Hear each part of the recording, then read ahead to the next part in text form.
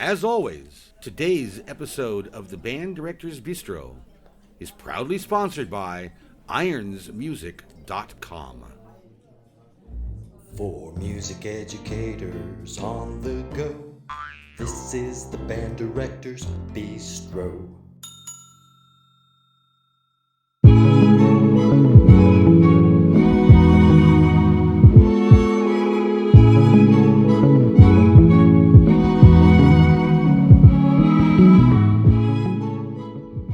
Hi, I'm Mark. And I'm John. And we'd like to welcome you to the Band Directors Bistro.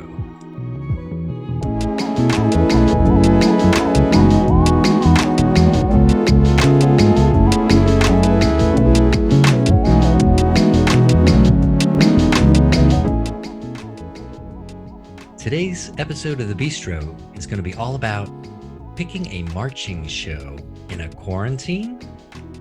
While we're getting your favorite table ready, John is going to tell you what we have on the menu for you today. As always, something very creative from the chefs. The appetizer today, Succulent Scottish Succotash. We're going to talk about some of Mark and I's favorite SCV food memories. Main course today, oh my gosh, seared snake sausage surprise. And we're going to delve a bit, yeah, it is a surprise. And we're going to delve a bit into picking a marching show. Yes, that's right, picking a marching show during this time of quarantine. Say what? Stay tuned. Stay tuned. You're going to discover a lot. The dessert today, oh boy. Sumptuous Snickerdoodle Sorbet. And we are actually going to, the title might be fun, but the dessert today is all about talking about some new software, not really new, but getting known now, about how you can do virtual rehearsals in real time using something very cool called JackTrip. Stay tuned for that. It looks like your table is ready. Right this way.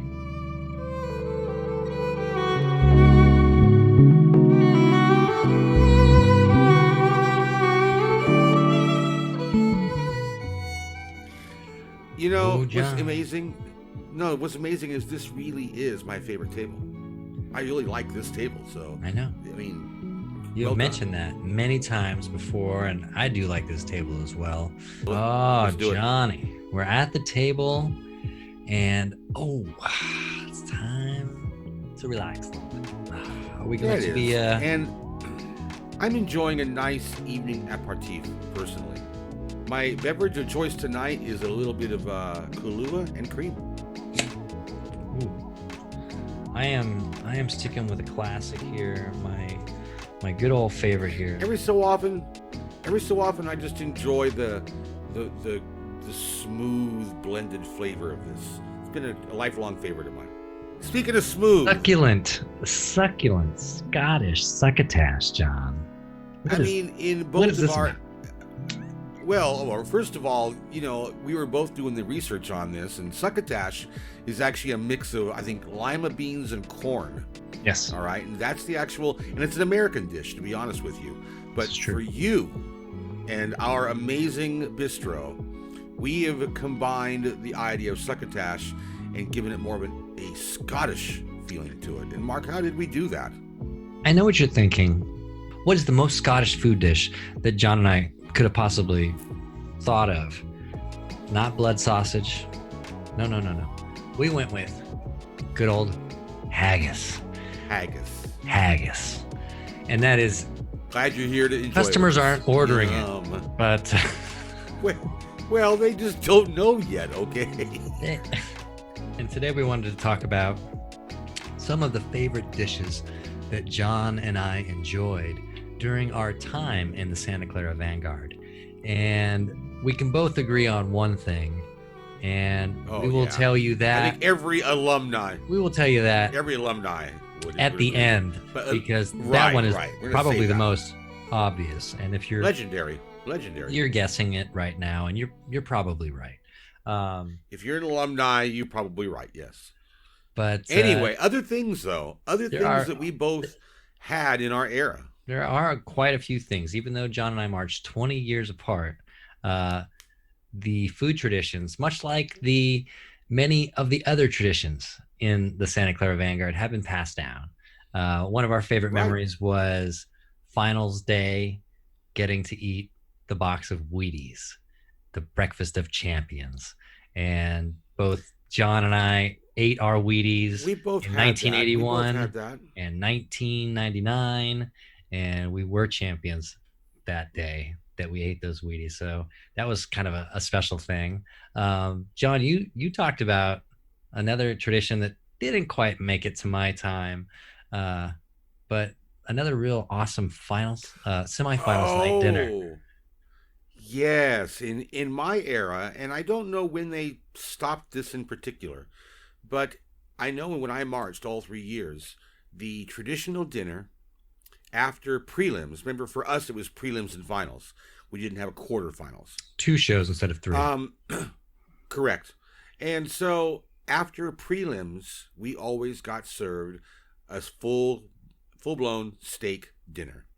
Top sirloin, filet mignon, whatever it might be, baked Mm. potatoes, salad, and a dessert on the side. I mean, just the whole 9 yards. And that was the congratulations. Even in years like 1980, we were going to be seventh place, but it didn't make a difference. That dinner was to signify and celebrate all the hard work we had done during that season. And the next night was going to be the last performance, at least competitive performance of that year. So I do recall very fondly that. You know, one of the things we also shared, especially after a show, I know I had it, and I believe you guys had it as well, was the English muffin pizza. Yes, we did. A classic, another classic. A real classic, Yep. simple to make, and I remember everybody loved them. And they would have just the cheese versions, sometimes a little bit of ham or pepperoni on it, but an English muffin pizza, and they were always popular with the core. Really popular with the core. You know, John, that's for some reason that sparked a memory for me.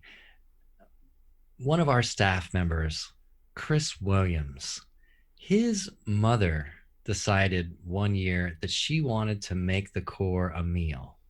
And we happened to be in her neck of the woods where Chris had been living. I think Oh it was boy. somewhere in the Fresno area. And Mama Williams put out the most amazing barbecue spread that I had ever Wow. seen. And Wow. I'm from Southern California. I don't know that I had had true barbecue until Mama Williams and that faithful day. It was a glorious day, and something that will live. I think everybody it will live in our stomachs forever, because it was just it was the kind of food that was not just made, but it was made with love. It's just so good, so good. But oh, Now, John, we got to tell the now, audience what our number exactly. one, but our number But the one, number one everybody thing, and knows, everybody anyone who knows marched this, Santa and Clara, every alumni, right? this is going to be our chicken and broccoli. Chicken and broccoli How sounds could so you simple, not? but it's so delicious, and it's a It really recipe that's is. been passed down from the hand of Mr. Royer himself, in terms of the chicken and broccoli recipes out there. But Mr. Royer figured out how to make it for 200 people and how to make it taste amazing.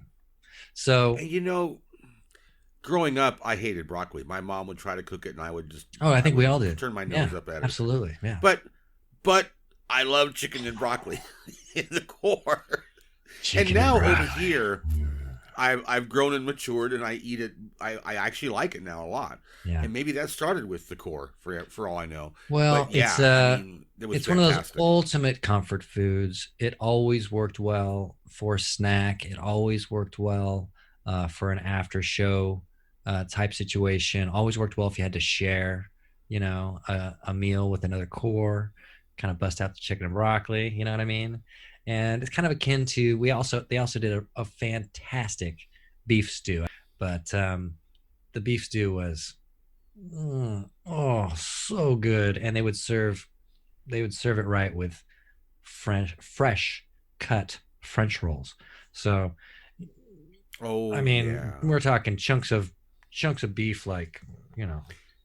John, I wonder if we aren't doing a bistro themed podcast, because obviously we have a nice relationship with food, but we also have such great memories of food, and we keep coming back to Miss Amana, and it's amazing how a 53-foot long trailer that feeds 200 people could produce so many wonderful, juicy, delicious memories.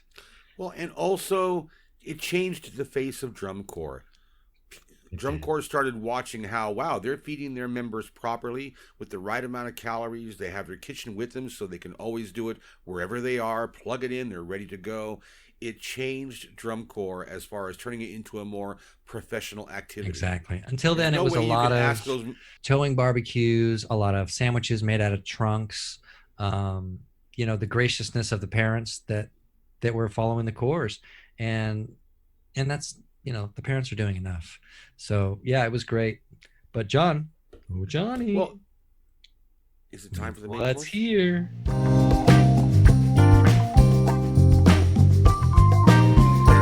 I can hear it. I, I know. It's rattling. Well,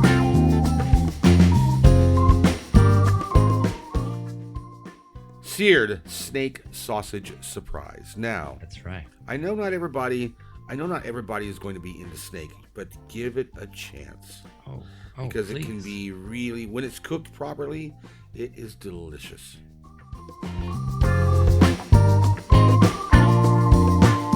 Now, let's talk about marching shows. Why are we talking And about on marching any shows, other John? We are all in a quarantine. Why on earth are we talking about marching shows? well, Everybody that I know has been canceled for the fall season of 2020. But this got John and I thinking. There are quite a few band directors that are still planning, maybe not a fall season, and we didn't call it picking a fall season show, did we? We called it picking a marching show in a quarantine. And that's because we still have to plan. And there are some schools out there, John and I have talked about it, that are going to be having their fall sports, i.e., football games, in the mhm. spring. And you've got some options when it comes to that. You might have more options than others, depending on the demands of your school. And if they say you're going to be there with band, and what does that look like? But John, you had some really interesting ideas on this. And you are actually talking to one of the directors who I want to have on the program uh, very soon. And this is, of course, Mm. a good friend of the program with his peer meetings, Mr. Pete Jackson. So when Pete Jackson right now is thinking about switching his spring jazz band to fall, Well, and it's a consideration, and his marching band to spring. So this is like, it's a, yeah, consideration. Not nothing set in stone yet. We haven't started school, but we're it thinking about all is things. going to be somewhat contingent on what happens in January, February as well, if things do get calmed down enough to facilitate getting into those kinds of sports and activities again. But let's assume Absolutely. it does happen. So you're looking now at the potential of picking a show or the potential of doing some kind of marching band activity in the spring if you jostle your schedule around a little bit. I would, both Mark and I, and this is just things we've discussed between the two of us, but I think it makes sense, is the idea if you're going to pick a show, and let's assume also that the following fall, things are back to a quote unquote normal schedule. All right? Which means that you could be doing a spring marching band and then back into the normal realm of fall marching band, one right after the other. At that point, do you really need to do two separate shows? Maybe you just do one show between those two areas and save yourself some hassle. Save yourself some hassle, save yourself some time, save yourself some money. And also potentially have a higher quality product at the end of the fall after this upcoming spring, because your students have been doing the same program. You might just do the first 4 or 5 minutes in the spring. Don't try to do the whole show yet. And then that way, when you get back to summertime and potential band camp, then you can finish the show at that point. They'll probably have already learned all the music already. So band camp will be, again, much easier to deal with, and you'll be ahead of the game in that regard. Could also be a time marching season, right, where you're putting out a show in the spring, but maybe you're going to refine that product for the fall.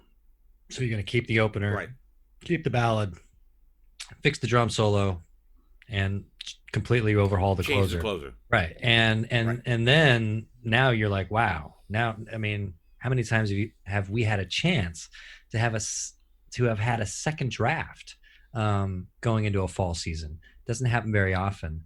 And so this is maybe one of those opportunities. But then there might be some band directors who are either not wanting to do that, not willing to do that. And hey, John and I completely understand. And we know that every music educator out there right now is going to be in a unique situation. But let's talk up, let's say that your football team is going to start playing some games and your principal knocks on your door and says, hey, I want the band there. What are some other options besides trying to throw on a marching band show? There are other things that you can do that are entertaining and still will, I think, satisfy the needs of the situation, your principal. Right. And these can be, arcing it up, right, at halftime. Maybe playing some pep tunes, but in an arc.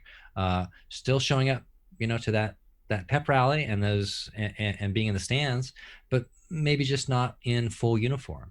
And then there's also the opportunity, if you perhaps are working on your drumline show, instead of having your marching band come out and perform, maybe have your drumline or your color guard come out and do a feature during halftime. Right. And these are all, these are all going to be great. The audience will love any one of those things. And so will your principal. And again, we totally understand that even if your football team were to do a spring 2021 minimal schedule within like just city teams only, or your local district, or whatever it might be, maybe you're thinking, oh, I'm not ready to get everybody back on the field then at that point. Maybe you still just do winter guard, or at this point, spring guard, spring percussion. They get a head start on things. And then summer 2021, you're back into band camp and things are normal. And your winter guard, your drums and guard have, gotten a head start. Maybe you even pass out the music, but just sit down and learn it. Don't worry about marching yet. That's a way to go for it too. That's right. And so don't be afraid. But whichever way you choose, pick a show now in the quarantine. Don't be afraid to look at what's available. And as you're looking at what's out there and what's available, and John and I would love for you to go on over to ironsmusic.com, because we have some shows that I think would be awesome for you. Check out and see what kind of shows are out there. And there's a lot of great publishing companies out there, to be honest, okay? Right. I'm being respectful and honest. And so wherever you choose from, find something that you're going to get excited about. So you're going to be enjoying the process of rehearsing it day after day and refining it and polishing it. Sometimes a show might seem great at the beginning, but it can get monotonous after a while. So you got to find something you're really going to enjoy. All right, John, keep everything running. That has been our one shameless plug for ironsmusic.com. Thank you. One shameless plug a month.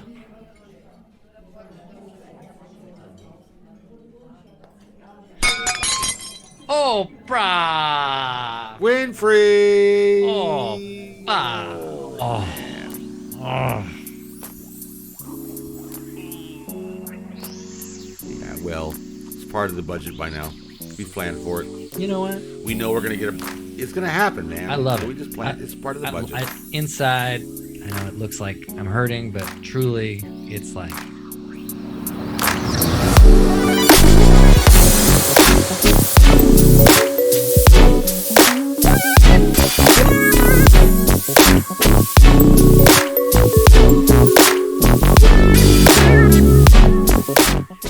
Well, that fortuitous sound means nothing less than our dessert has arrived. Tonight it is a scrumptious Snickerdoodle sorbet.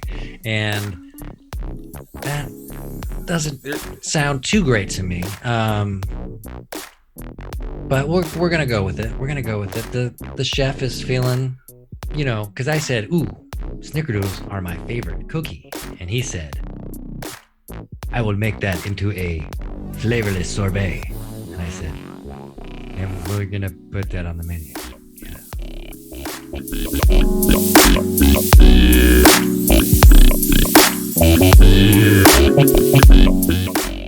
You think John and I are in control? We give a lot of autonomy to our chefs. If they are passionate about something, we want to let them try it. We've learned that through the years as music educators. To be open-minded, allow your staff to grow. Sometimes they have great ideas. Allow your students to grow. Think about. Yeah, I mean, I look at some of these staff members like students, and sometimes they have great ideas, and sometimes we'll say, you know what? Implement that idea. Let's get back and enjoy some of this sumptuous Snickerdoodle. So this is where John and I get to get a little excited here, because we have been talking, and serious too. We've been talking serious thing for months now about. And, you guys have known. You've been there with us. We've been talking about virtual performances and how the inherent latency in the internet, as well as other just problems with Wi-Fi and other things. It's the inherent limiting factor that prevents us from doing truly live. I'm watching you in real time. I can play with you in real time. That's right. Because of that latency issue, that has pretty much made that impossible. John and I would like to, just because John is in China right now and I'm in Long Beach, and we're going to sing just the first couple of measures of Happy Birthday together. And I want to give you a feel, because this is what it would be like if we were to try to rehearse together. Are you ready, John? Here we go. Ready. 1, 2, 3. Happy birthday to you. Happy birthday to you. So John is actually singing with me on his computer, but as you can see here, ladies and gentlemen, he is a full count. It sounds beautiful because it's kind of in a round, but he's a full count behind, maybe 2 full counts behind where I was singing. And there's going to be a variety of reasons why that happens. But we have found a new video, and I am going to link this video in this video's description. So just look down here and you will see this video, and it talks about a new, well, not new. It's not necessarily new to us. It's becoming exposed, and people are going, oh my gosh, what is this thing? And it's called JackTrip. It's called JackTrip. One word, but you capitalize the J and the T. JackTrip. And it is essentially an offshoot of a virtual private network, all right, of VPN. But it's not designed for that kind of purpose. It's designed to eliminate the latency issues that are inherent in today's Zoom software, Skype, whatever you might use. What little we've gathered so far on it, there is a radius limit on it. So if you're within 500 miles or so of each other, you can pretty much pull this off in real time. Beyond that, you're still going to have some issues, which would eliminate, Mark, you and I doing it live. And darn, when you, because I know we've piqued your curiosity now and you're going to watch the video, you'll see that they go into some fairly in-depth detail about the science and why it is that JackTrip does what it does. Some of the highlights from the video, though, include the very first question that they ask is, can someone in Hawaii perform with someone in New York? And by the very nature of sound and the speed of light, it's actually, that is not possible. But they found that within this 500-mile radius, the latency is within imperceptible human ears difference. So you can virtually solo and perform with somebody, and it's amazing what you see them do. There's a bassist and a pianist that are soloing together, improving jazz, and it's like they're in the same room.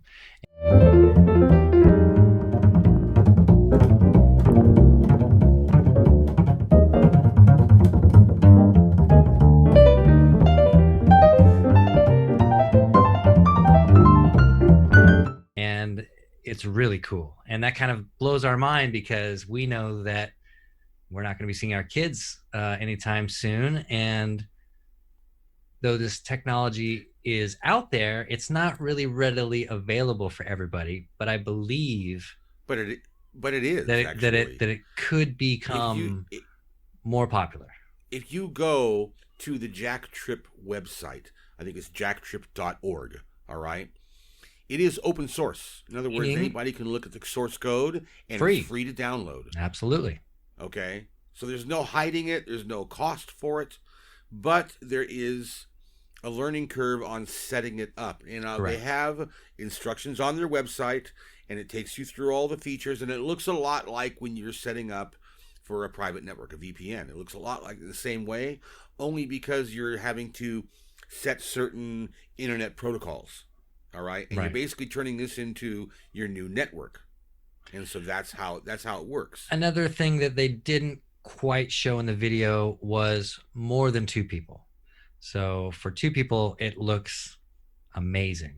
I would have loved to have seen a quartet, a quintet, a sextet, to see what it would be more like in a lot more music educator situations where we are dealing with small ensembles, maybe sectionals, all those kinds of things, or even a full, can you imagine having a full ensemble rehearsal with your group virtually with zero latency or imperceptible latency?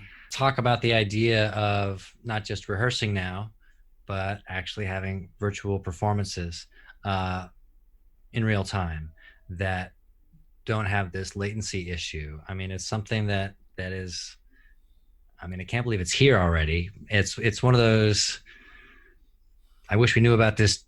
I wish we knew about this 2 years ago, John, and started like building up to this point. Right. But here we are. And of course we've said it before. But there's still a lot of questions that we don't know. We're going to be in this situation. We don't know still, to be honest, for a little while, but we're not going to be in this situation forever. And this, while it could be a game changer for a lot of us in terms of virtual rehearsals and virtual performances, it could also stick around after we start getting back into live performances, because now Johnny Trumpet, who's home sick or who had to go home early, who still got the internet connection and his trumpet, now he could join rehearsal and actually participate. Very true. True. And there's a variety of scenarios that I could see where this could be used in a positive way for many programs. So it's what are your ideas on that? If you have some ideas on how JackTrip might be able to change the educational landscape of the virtual band room and beyond, leave those in the comment section. We'd love to hear your ideas. And who knows, we might dig into some of your ideas and explore them in a future episode. And so one of the things that we want to do is revisit this topic in a future episode. Right. Once we know more, we want to talk about it a little more. And bring you updates. And who knows, maybe John and I will do Happy Birthday again on JackTrip. And And we'll be able maybe to it will be a lot broadcast that closer. to you, and It might be a lot closer we'll than be able before. to Just put those to two demonstrate. videos side by side and compare the two. But that would be kind of a cool little experiment for the bistro. But ladies and gentlemen, It would. we It really know would. we know exactly how busy you are, and man, we are so thankful that you stopped by today and spent this time Absolutely. with John and I and the rest of our wonderful bistro staff, slippery fingers they may have. And once again, I want to wish you the very best. Have the greatest rest of your week. Hang in there. We're all in this together, and we will see you next week. My name is Mark, I'm John. and And this has been another episode of the Band Directors Bistro.